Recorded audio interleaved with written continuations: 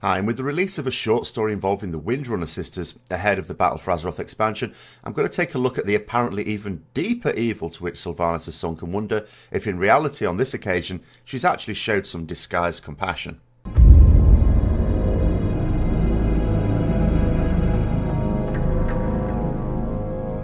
Now, at the start of the comic, it's funny how Turalyon talks about getting a nose right on a statue, because I'm not sure what the artist was doing with the Windrunner faces, but the noses looked quite bulbous in full-on view, and then normal elf-like noses when they were looking up, and Sylvanas looked like a Muppet baby. Still, on with the story itself. Now, the first thing to note is Illyria seems to have really calmed down since first being told about Sylvanas, given that she now wants to meet her. Remember that Illyria is super anti-Horde, like current Jaina levels of anti-Horde. The comic itself is a mix of fairly irrelevant filler, but is essentially about the lies offered up by Sylvanas. The premise is that they are going to play a game, and each sister offers up 3 statements. 2 of them are true, and 1 is a lie. Then they reveal which is the lie, but later on. The thing is, though, that Sylvanas never actually reveals her lie. We are led to think that it is revealed to us, the audience, but it's fairly obvious that that is the lie. Now, Illyria went first and she offered up the following 3 statements. She says that she's missed her sisters terribly, that the powers of the void are a tremendous gift, and that she has no regrets about stepping through the dark portal so many years ago. Later on, she reveals that the lie is saying that the powers of the void are a gift. She says it's not, it's a constant battle, but one that she wins. Secondly, Verisa says that she believes in the Blood Elves and that they can be redeemed. She says that she's finally made peace with the loss of her beloved Ronin, and she says that she fears she will lose both of her sisters forever. The lie later is revealed to be coming to peace with the loss of Ronin. She has never done this. Finally, Sylvanas offers up her 3 statements. She says that there are times when she wishes she was still alive, that she is proud to be the war chief of the Horde, and that she will never betray her sisters. Now, I've already said that in this expansion it's all about red herrings, and I think this comic has the potential to be another. In fact, more than the potential, I think it is. The ending at the end of the comic, where Sylvanas doesn't offer up her lie, but she leaves, and some would-be Horde assassins say that they were ready to kill Illyria and Verisa, but never received Sylvanas' signal. To which Sylvanas says that she had a last-minute change of heart, and she's going to let them suffer a little bit more. Now, that ending makes it sound like Sylvanas is so utterly ruthless and evil that now she'd have her own sisters assassinated, and that was the purpose for her agreeing to the meeting in the first place, in which case, therefore, the lie was, I will never betray you, my sisters. However, the whole story was really trying to get us to believe that that was the lie. For a start, when Sylvanas gave her first 2 statements, the ones we're trying to be led to believe are the true ones, they came out quite quickly. And then her sisters had to remind her she had to give a 3rd statement. And that's when she came out with the I would never betray you, as if she's having to think of it and therefore that's the lie. Again, bit too much on the nose. Finally, in the ending scene, we've got 3 skeletal steeds. That is supposed to be telling us that she intended to kill them and raise them back up and you know, big happy family again, because they're undead and automatically would be on her side. But of course, that's not true. Unless she was planning to completely make them into zombies. Like all Forsaken, they'd have their own mind. They wouldn't necessarily join with the Horde just because they were now undead. No, it doesn't make sense at all. Let's just look at this. Essentially, we know that Sylvanas is utterly ruthless, of course. In fact, I can't think of a character in Warcraft that has ever been more ruthless. But she is intelligent and thoughtful as well, which means that her schemes are thought out well in advance.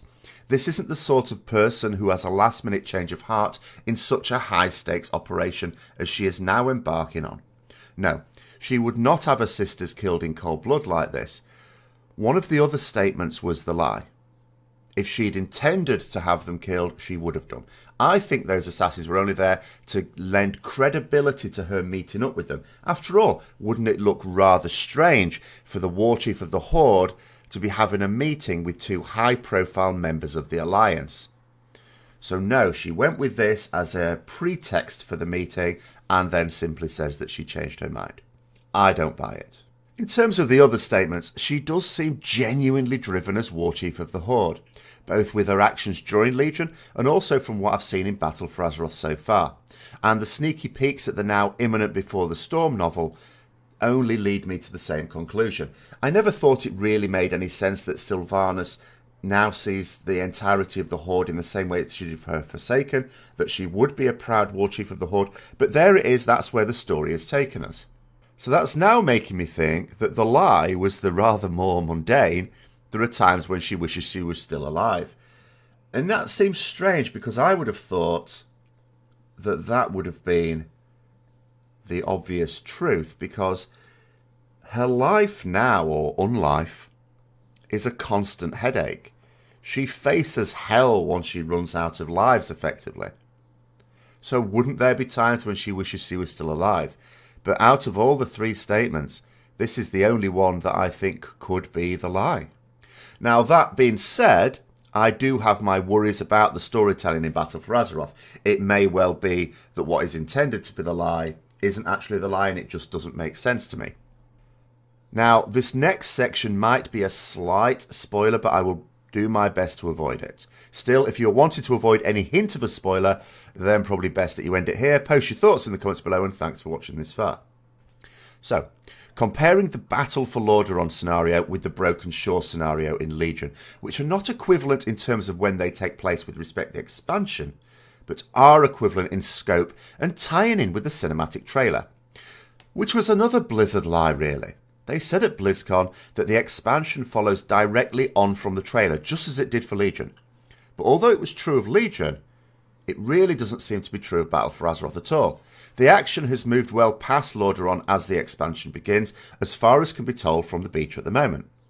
Now, in the Legion scenario, we had two different perspectives of the same events, depending on whether you played as Alliance or Horde. To get the full story, you had to play both. But it all made some sort of sense when you'd done both, except to wonder why the Horde leaders were also useless. Now, there is some dialogue which is faction-specific in the Battle for Lordaeron scenario, but the cutscenes are all identical. It really doesn't matter whether you're playing Alliance or Horde. This results in one particularly jarring scene where the Horde players successfully defend one of their war machines, only to have a cutscene immediately showing Anduin cutting it open like a tin of baked beans with his father's sword. So do I think Blizzard will deal with the extremism of Sylvanas' leadership in the same way as they did with Garrosh's? No, I have some faith that it won't run along similar themes. But am I 100% confident of that? No. I wish I could say I were, but there is this slight doubt whenever I see some lazy writing, I'm afraid. And this harks back to the Windrunner story as well. I'm looking at it and I'm thinking, okay, it's clearly getting us to think this. That's obviously rubbish because it doesn't really make sense with Sylvanas' character. But at the time Sylvanas was made War Chief and readily agreed to it, did that really make sense either? And this is the problem when it comes to speculation. We try to base predictions of future events or even motivations on the available evidence, but if the available evidence is a hodgepodge written by different people, none of which makes very much sense anyway, can we really read anything into anything? So those are my thoughts on the Windrunner lies. I was also going to link this in to the Old Gods as well, coming back to Il'gynoth's Whispers, but that's potentially one for another video later on. Let me know your thoughts in the comments below, and please like, subscribe, and share with others who may also be interested. And until next time, I'll see you later.